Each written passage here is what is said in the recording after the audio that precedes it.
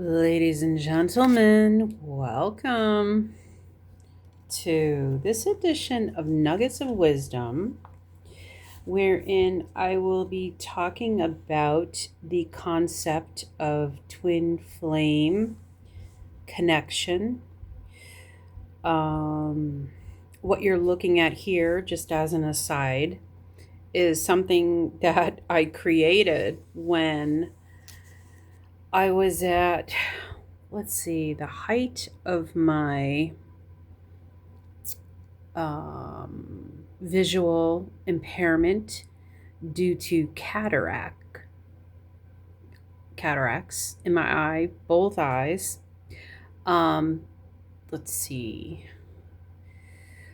2024, May, I think it was May 2024, I had my first eye done. And then 2 weeks later, I had my second eye surgery. But this was a painting. This was the only thing I could do towards May 2024 and is now October 2025. So, what's that? 17 months ago? A little over a year, almost a year and a half ago. This was like the only thing I could do. So, my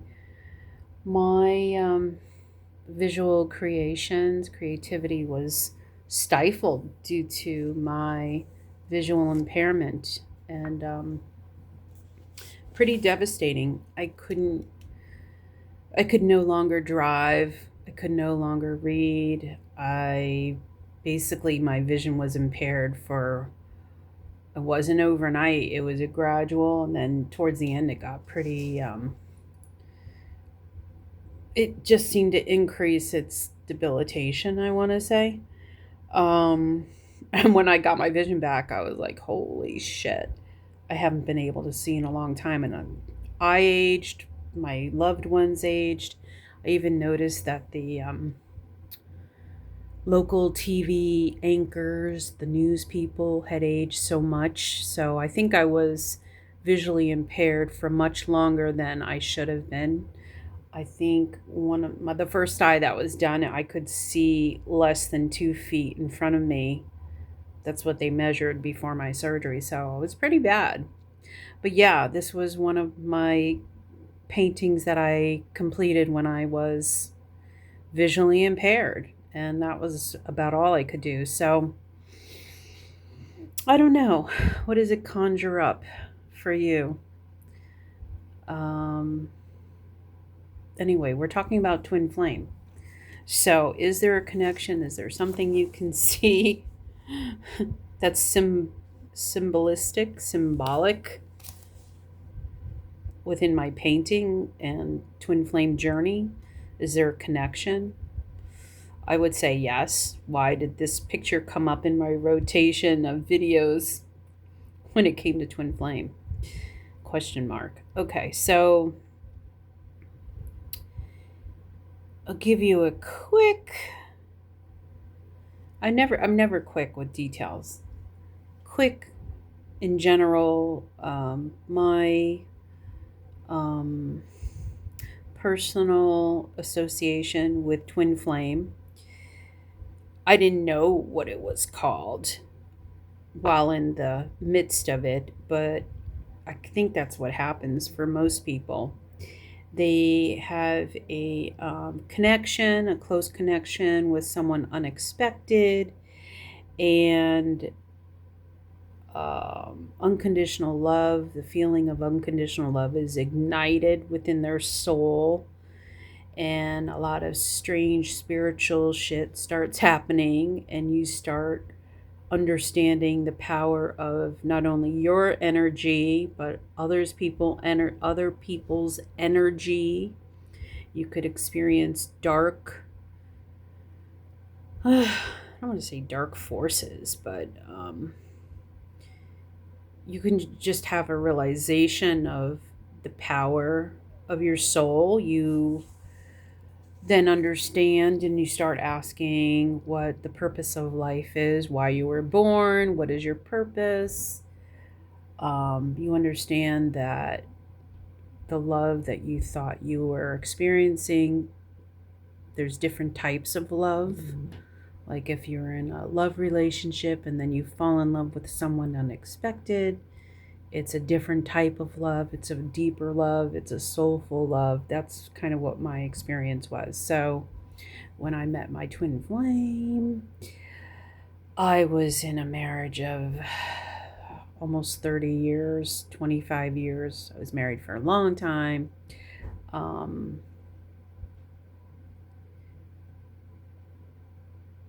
and I happened to fall in love. I want to say in spiritual love, but I didn't know it at the time. I developed feelings for my boss, who was 13 years younger than me. So I didn't know him from Adam, nothing, but the spark was ignited, and we never had any relationship or anything like that. I just developed feelings, um, insane, uncontrollable feelings I started having. And I didn't know the name of any of this, but I think I experienced telepathy. He would show up in my dreams. I want to say maybe remote viewing, which I didn't know. Again, I didn't know any of the terminology at the time, but I could see what he was doing at night. It was weird. Anyway, it's a lot more than that, but I didn't know any of it. I just knew that I was experiencing something. And I think what happened was I couldn't process my depth of feeling for my boss versus being in a marriage of 25 plus years. And I think maybe I felt guilty about that. And then the love became so intense. And then shit started happening with coworkers who were like, um, they were siphoning my energy. They were energy vampires. I didn't know anything about that. Again, I mean, this is in retrospect, but basically, I had a tower moment. One of my coworkers used a term from my childhood to describe me, and it triggered me. And I want to say we had a fight or an argument and whatever. Anyway, I'm getting into way too much detail, but shit happened. I resigned without saying goodbye to my boss because if I had, I probably would have confessed my love for him. And that probably was really the primary reason that I left anyway. I was planning my departure like way before I actually had the tower moment and quit. But yeah, in retrospect, all these things came to light. And this was 10 years ago. So I started working there in September 2015. Well, September, October, let's say. My dad passed away in September 2015. So I think that could have been also a catalyst for my spiritual awakening. So he passed away in the middle of September 2015. In the same period, I'm doing interviews or having an interview to get this job. And then I think my start date was maybe the first week of October, like 2 weeks after my father died. And then I meet my twin, and then he's like the catalyst, the spark, the energetic spark for my actual awakening. That's the way I look at it. Anyway, it's a long story, and I have to write that still, but I want to share some insight. God, I'm going on and on. My personal journey. Okay. I'm going to share my notes. I don't know where they came from. I mean, they came from probably dreams and all this other stuff, but and other research that I've done on twin flame. Personal journey. My twin Take a stand for love. He's hiding his heart. Me, Empress Pamela, how am I hiding from the world? As long as I hide my truth from the world, he's going to hide the truth in his heart too, right? So for me, 5 things. Step up more and lead, take a stand. My soul is yearning to come out of the shell. These are maybe lessons I've learned or lessons that we are here to teach each other, I guess. 2, instigate leadership, unfold, be present, yearn, stand resolute, impeccable, fearless, determined. Number 3, don't hide power. Use to nourish self-empathy. 4, third party, will let go if in touch with your heart. 5, soul wants deeper alignment. Okay, so I guess those are the things that he was there to trigger or inspire in me rather than trigger. Tips. 1, recognition, first thing. 2, let go. Train yourself. Let go of everything you fear to lose. 3, focus on self. 4, freedom. Let go for things to unfold and manifest. 5, interconnected energy. 6, surrender, necessary. Lessons. 1, rebirth. 2, forward movement. So it makes sense now in reading some of these why this all happened. If I look at rebirth, yeah, I was in 25 plus year marriage. Actually, I was facing the empty nest. I think my youngest had just started college. So I was like, what am I going to do with my life? So it was a good time. And like I said, my father had passed away. So there was a lot of wounds that I probably was avoiding at the time. Father wounds. And it was time for like a rebirth, a cleansing, forward movement. So get away from stagnancy in my life. Forward movement, okay. 3, reconciliation through surrender. I feel like surrendering to the process of awakening, spiritual awakening, surrendering to unconditional love, this feeling of love that I had never experienced before, that I knew was much different than the love I had for my children or even my spouse. It was love that came from the soul. Reconciling with my higher self, that was one of the goals, I think, or lessons, is to reunite with your purpose, who you are at the core, your authentic self. Number 4, surrender will stop push pull. Once you surrender to the process, you're giving up the pain of resisting what's meant for you, what's good for your spiritual growth and all that stuff. And then 5, it says release, but in hand with that, I think, is like forgiveness. So releasing these wounds that have held you back or kept you stagnant, and forgiving yourself for it taking as long as it took. For me, 50 years or whatever, or longer, because it's 10 years now. I'm 60. So I've been, through the awakening process for 10 years. But forgiving my parents, let's just not blame my father. My mother was co-conspirator too. And then forgiving myself for using them as a crutch for why I did or did not achieve my goals, achieve success, move forward, make decisions differently, blaming others, that whole thing. All of that is a part of the lessons that we learn Um, okay. I wonder if this is supposed to be. Oh, I'll just read it because it's here.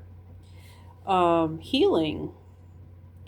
One, completely release the past, the hurts and patterns. I think I just referred to that. Two, heal from heartbreak. Well, this twin flame connection is probably the most intense love that you'll ever experience. And when you're rejected, it's the most intense heartbreak that you'll ever experience, too. Three, lessons. And the healing from that takes years because, like I said, it's been 10 years. And for like a good um, 7 years, I was intensely connected to this unrequited twin flame love. Okay, lessons for each and every person in your life. Understand and forgive. That's still going on. That is a work in progress. 4, God works with the DM, the DF works on herself. God works with the divine masculine, the divine feminine works on herself. And it takes a long time. I mean, I don't know every person, but it's taking me quite a while.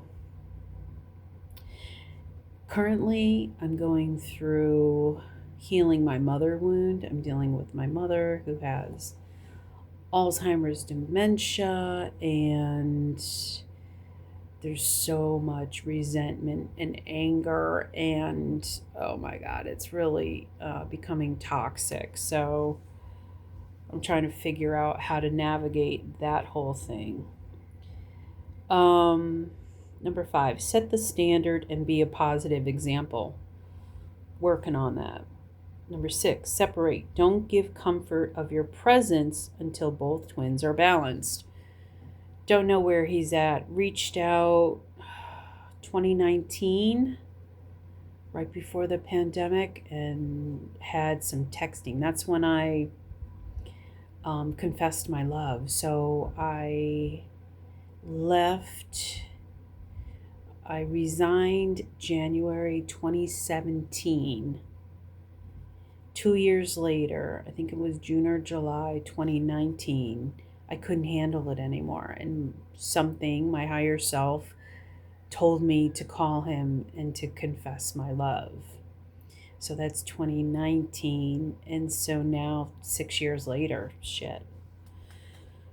And so much has happened since then. Like, seriously. I've had cancer, whatever, but I've always wished him well, and I've always wished his life would go well and that he would experience unconditional love in his life. I still wish the best for him no matter what. Patterns. Number 7, patterns. What are they? They are repeating. Number 8, they need to honor their personal love for you. Yeah.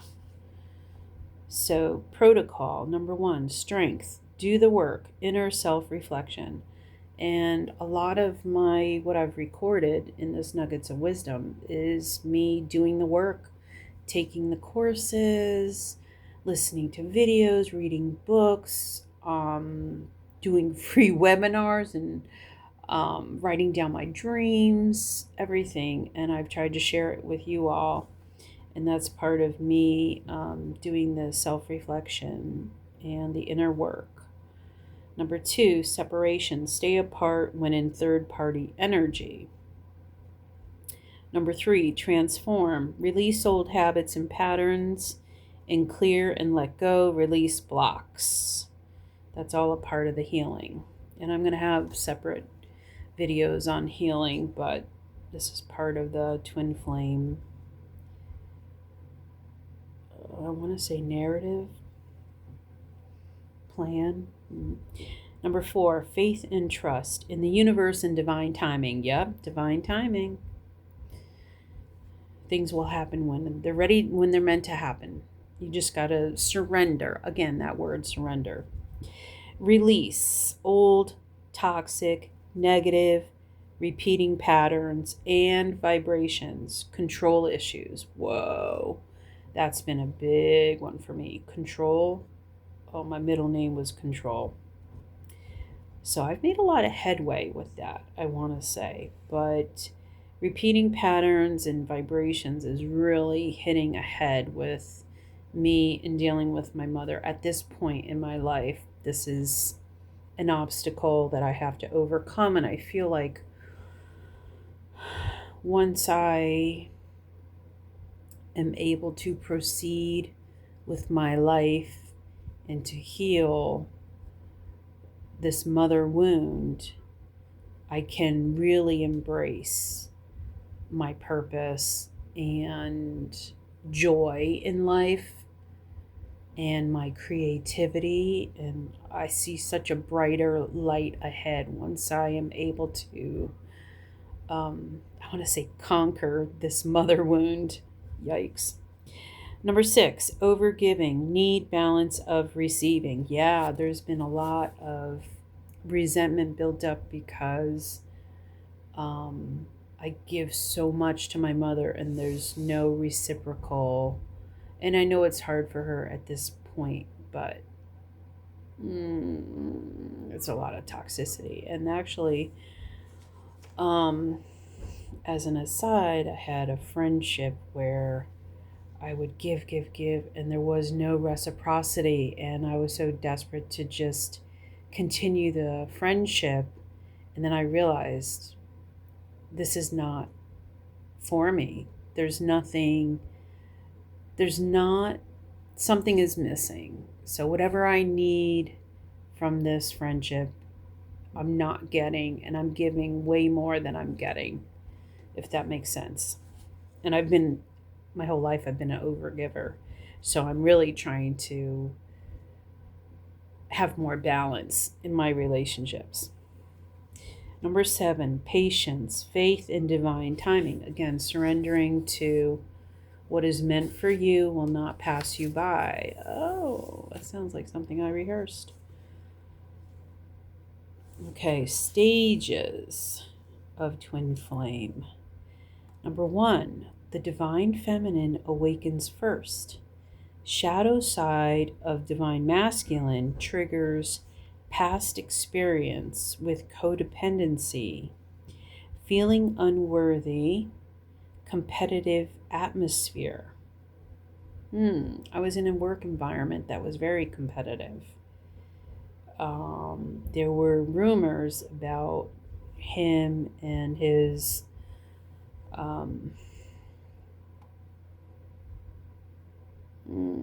how he operates, let's just say.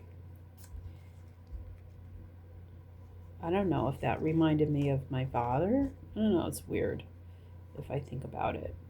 Stage number 2, divine feminine is in more feminine, positive, healed vibe energy. Divine masculine, strength, protective, nurturing, Archangel Michael. Not sure what that means. Faith, effort of the will, grace, forgiveness. I am always under direct inspiration. I make the right decisions quickly. Oh, I'm not a quick decision maker, that's for sure. I have Virgo rising. I got to know all the ins and outs before I make a decision. Okay, twin flame. Signs of a twin flame connection. Number 1, feeling familiar with, but. Twin flame must be healed and balanced to be successful together. Yeah, it's something. God, how did I know this was a twin flame? Well, I didn't know until a year or two later. When did I find out? Maybe it was 2018. I talked to a psychic medium and she explained, and it was like, oh my God. It was crazy. I can't even. She's like, this was your boss and he was younger than you, and you both were crystal healers in a previous life, and you have a father wound and he has a mother wound, and blah blah. I mean, oh my God, she was just like totally on point. Um, her name's Lori Ann. I can't remember her YouTube channel name, but that was crazy. That was the first reading I ever had. And I think it was like on November 11th. She was running a special, 11/11/2018. I think that's when I got it, the reading. Yeah. Number 2, very strong connection and deep love, intense feelings, but insecurities arise. Fear, worry, good communication, inner healing. Very intense feelings. You can't even like describe how intense. Number 3, learn important lessons together. Mirror and validation. Catalytic relationships. You learn tough things to accept about yourself. Um, it was weird because we didn't talk much, we didn't interact much, but he did invite me. No, I don't want to say he required me. He invited me to participate in meetings that he had with his upper management, almost like I was his sidekick or something. I don't know. It was weird. Participate in presentations. And I couldn't figure out why because we never really talked about it. And then he chose me to train the new people. And again, so like I feel like he saw leadership qualities in me, but we never discussed it. It was just a weird thing. And I saw things in him that were, well, not talked about or not visible. So, from a work standpoint, yes, I knew that he had a loving, compassionate heart deep inside. Like he put on a mask or facade so that he could move up in the corporate world, but he was much more sensitive than that, and I saw that without even talking about it. And during the course of this, I had like knowledge, like I would have a lot of dreams and saw him as a younger person, a teenager. And then one night, his grandfather came into my dream. How did I know it was his grandfather? Well, I had to look it up. And yeah, it was there was a lot of things that happened that were just crazy, I want to say, but there's a better word for that. Synchronistic, I don't know. Spiritual. Okay. Number 4, light workers here on a mission together. 2 different personalities with different wants and needs. I think that's true. We're 2 different personalities, but I could talk about the similarities when I talk about the astrology. We're very similar too. Number 5, twin flame can balance each other out. Watch for disagreements. Number 6, twin flame can become psychic, telepathic, empathic. Resentments can build up. Yeah, I discovered that I went on this whole self-discovery journey, knowing that I'm a highly sensitive person, an empath, an INFJ, a Sigma, an INFJ. I knew I had telepathic abilities and claircognizance. Number 7, we feel one with the other, work well together. Yeah, literally work well together. Anxieties over separation, codependency. Yeah, I feel like he was codependent on me a little in work situation. I found out from one of my colleagues that when I left so abruptly and didn't say goodbye that day, one of my coworkers contacted me and told me that my twin was actually crying and upset that I had left so abruptly. And it was pretty an intense reaction that he couldn't hide in public. So, on that note, I'm going to leave it there and join me in part 2 or 3. This might be a little bit longer than expected, but I'll see you there if you're interested. Take care.